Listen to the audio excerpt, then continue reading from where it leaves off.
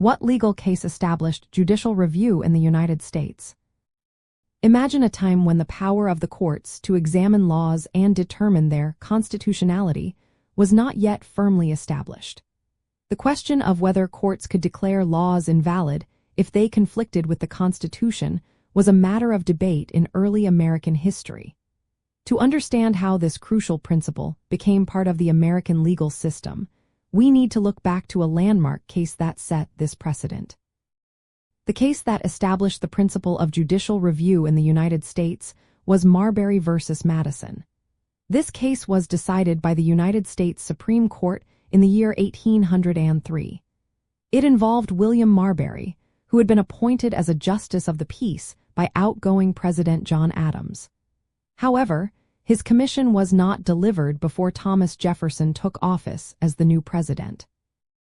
Marbury petitioned the Supreme Court to compel the new Secretary of State, James Madison, to deliver his commission.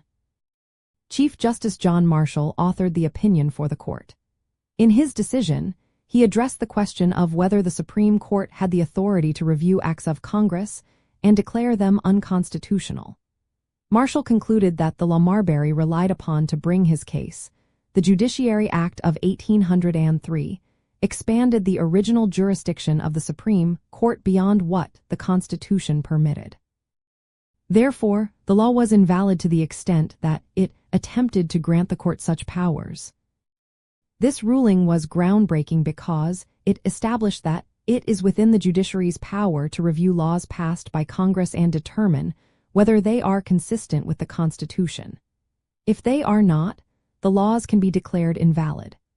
This principle of judicial review became a fundamental aspect of the American legal system, ensuring that no law or government action could supersede the authority of the Constitution.